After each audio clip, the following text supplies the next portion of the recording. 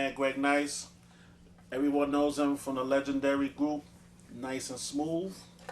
Yo, Greg, what's going on, man? How's everything going with you, man? Chilling like Bob Dylan. Yeah. Ain't nothing changed. I'm sitting here eating some fries. I'm cheating. Yeah. I've been working out, so like 2 weeks I ain't eating no potatoes and nothing like that. So I'm eating some fries a day, treating myself. You know? Yeah, I was told that you was working out, you're doing a couple of things like performances, movies, and stuff like that. Let the world know like exactly what it is that you're doing of late.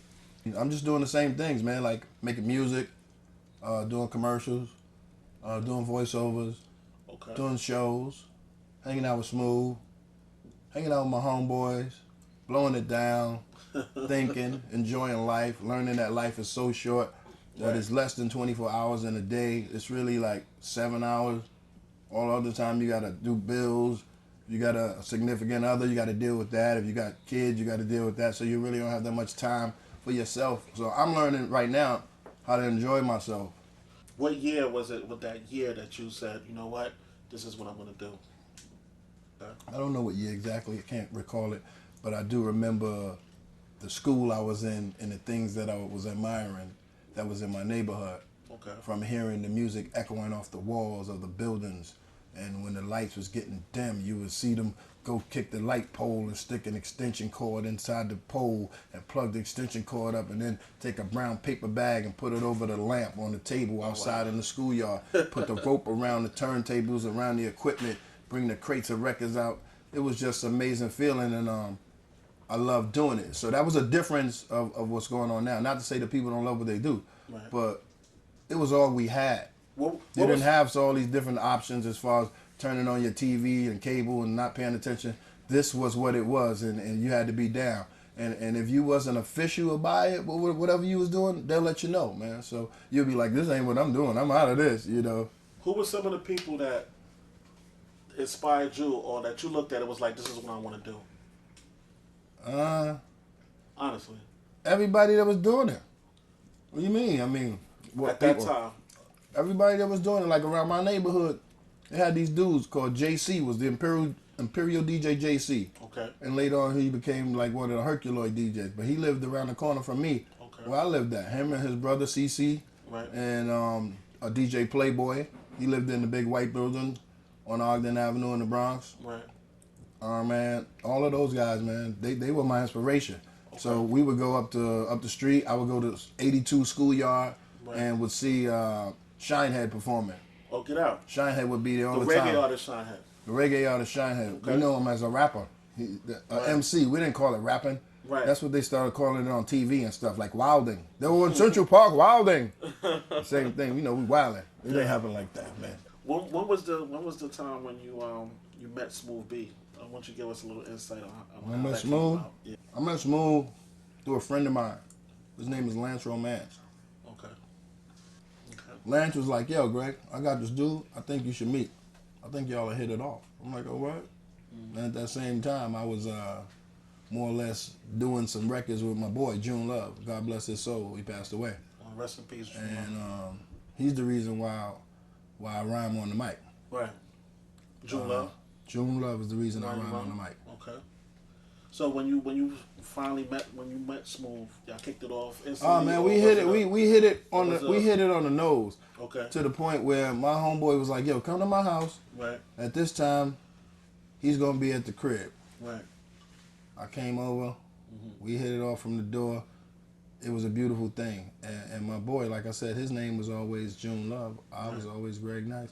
Smooth was always Smooth B. So we was like, yo, Nice, Smooth, and Love. We gonna make something real fly. Nice, Smooth, and Love. You remember and it was just crazy, B. We started kicking it more, all of us, together. Do you remember the first time y'all made a record together? And how did that go about? Like, no, was you signed instantly? Or was it like a struggle? Or no, man, it wasn't even about sign. See, like how you say that right now? It was a blueprint laid for people that's at this time and age about wanting to be signed. Right. We didn't know nothing about sign. What do you mean sign? There wasn't no labels that did that. Right. Anything that was like that was some independents like Enjoy down the block from here. Right. Or Sugar Hill Records. There wasn't no records like that. You couldn't go to MCA and nothing. Cold Chillin' came later, man. You forgot that's Prism. Yeah. Right. We were making our joints on our own, man, because at that time it was a free music. From 9 to 12 at night, the music was ill. Everybody could be original because DJs would play whatever they wanted to play. They didn't have a playlist to tell them what to play. They may have playlists, a daytime jock with R&B and rock and all that other stuff, but like you just said a few minutes ago, that they thought it was a fad, so they didn't pay attention. They slept on it. Right. I want you to give the world, let them know exactly what your experience was like. Rest in peace to King Star. You know what I'm saying? Ah, man. Peace and blessings. Love on. Rock in heaven. Love to my brother, Keith Elam, a.k.a. The Guru. Gang Star Foundation. Group Home Foundation. Ill Kid Foundation. Guru was a beautiful dude. I'm going to sum it up like that. It's so much I can talk about. But he was a beautiful dude, first and foremost. No doubt. All right? And he was about the kids. No doubt. He was definitely about the kids. He was a social worker. Wow. I didn't know When we that. was going to the clubs and doing all that stuff, he'll go to the club. We hanging at 5 in the morning, drinking, doing whatever. He got to go to work 7, 8 in the morning, going to some kid's house to see if that family is doing what they're supposed to be doing with that kid, or going back to the office, driving around with the company car. We going to parties with the company car, with the hoopty, B. We was going to the Latin Quarters. Wow. We was going everywhere, man. Fun House, Union Square, Heartthrob. We was doing a lot of stuff. We used to jump in the rentals and drive up to Connecticut. Wow. Go to New Haven and just get a hotel room and hang out and go to clubs up there. Wow. We was just on it like that. It was that time in life when New York was just New York. That's right. We would get up and expand. We wouldn't just sit in one corner. And that's why we know so many people. Right. And that's why the bond was so great, especially at that time in hip-hop. When you look at the video, when we recorded that record itself, we in the recording studio. I got Don Barron in the room from Masters of Ceremony. Wow. I got WC from the Mad Circle. It was just so many different dimensions of different artists that was in the room, because that's how we used to hang out. Right. We were homeboys. No doubt. Biggie Smalls and Tupac, they linked up together at my room, in my hotel room. That's when first time they started hanging. Wow. And that's deep, man. It was a beautiful bond. The same way we would be out in California recording, and I'm in a session, me and Smooth, and Ice-T's there with his little son, with his little baby just born, and his wife, Darlene, and then right there, from there, Yo-Yo would come in, and then Cube would come in, and that was our vibe. Everything was beautiful. Hip-hop was great, That's right. It was a great thing. Everybody more or less got along, and if you didn't, it was just talk. I rap about you, but it was no action, because it was just talk, man. It was entertainment. Who came up with the concept of doing a Drake video in Atlantic City? Whose idea was that? It was the budget's idea. That's called the budget idea. You gotta work with the budget. Yeah, no doubt. The budget said you're going to Atlantic City, go to the beach. Right. Well, it's better to go no overhead. Well, it's better to go to Central Park, though. You know what I'm saying? And and that was our thing. That was a hot video. That was our thing. If you look at a lot of Nice and Smooth video, we always had girls. We always had bikinis and champagne and suits on the beach. Right. That was our thing. We always loved to have fun. Everything was nice and smooth, man. Yeah. And we was the rapper's rapper. I love what I do, first and foremost. We came in this stuff when we wanted to do something that we love, not something that we knew that was going to pay bills later. It just happened to fall into that because you get at a certain age where you can't live with mommy no more. Right. And this is your craft, so you're going to have to get some money somehow with this, and it became a business. That's right. But the first thing was the love, so that's how you have so much originality. That's how you could have a NWA out at the same time as a PM Dawn. It sounds nothing alike. Right. And then you could have a Brotherhood Creed out, hell of a. You could have a Ghetto Boys out, Cypress Hills, and the MC Hammer, and the Vanilla Ice, all at one time. Right. Because it was so beautiful. How do you feel about the music that's out now? Honestly, I don't really get an opportunity to really experience it because everything is so saturated right now, and they don't play the records, the whole full record. They'll play a couple of seconds and they'll go into another one, and that record sounds similar to the other one that went off because they use the same Pro Tools sound and the same Reason thing, and it bugs me out a little bit. So it's kind of hard for me to catch on to that. No disrespects to anything.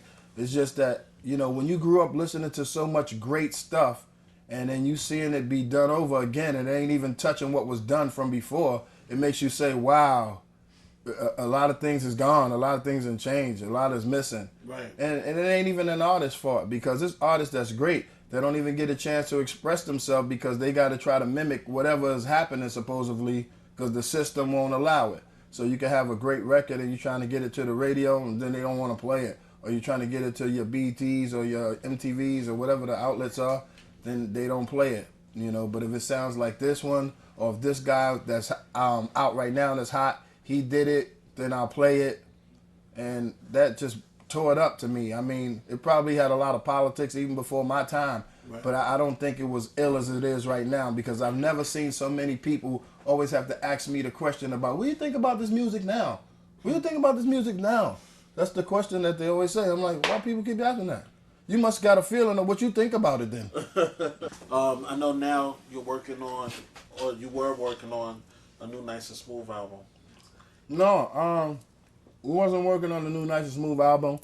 We just making records the same way we did in the beginning. We never said we was making no album.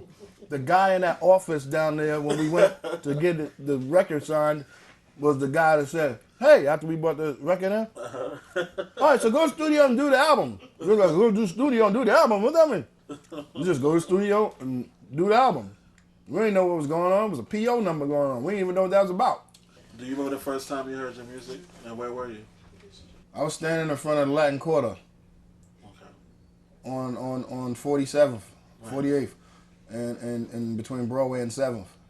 And right there used to be Sabaros, and it was a Popeye's chicken, and it was a pizza shop right next to Latin Quarter. Right. And I was standing out there in front of the pizza shop because everybody used to just chill right there before you go in the club or whatever. Mm-hmm. And this was when the old Oldsmobile 98s, I remember, was out. Because everybody have their joint in the back, like up high, riding high, and then they have the speakers where you can see the speakers moving. Right. Boom, boom, boom. You're like, oh man. And you're like, standing on the corner, and we were like, I was like, yo, Smooth, yo, that sound like somebody, right, Lou? When the car got closer to the corner at the red light, the pizza shop had a little radio they keep on in the counter. Right. So you could hear it in stereo when it got closer, and it was like, Skill Trey, we know what we doing. Well, let's get the night. He's like, oh, shit. Okay, all right. Let's go in the quarters. Next night. That's the first time you heard it. Go berserk. Yeah, it was going crazy. What alert? Yeah, and then, you know, I mean, as far as the mainstream. Right. Because we can't front. The Awesome 2 was the first to play it. Okay. Teddy Ted and Special K. Yeah, man. Big shout out to Teddy Ted and Special K, y'all. Hackensack Stand Up, 2nd Street Park, all day long. Word up. Teddy Ted all day long. Okay. I mean, and Hank Love DNA. Hank Love. P Fine, 89U. Okay. You know, P Fine, he don't get enough props. He played a lot of people's records and broke a lot of dudes' records, man. I appreciate you coming out and showing us love, you know what I'm saying? Right, Bcyde videos, Benny Negro, Blossom Sisters Foundation, my man Sugar Ray, my man CW1 Entertainment. We are here doing what we do, all right? Love y'all. Peace. All day, baby.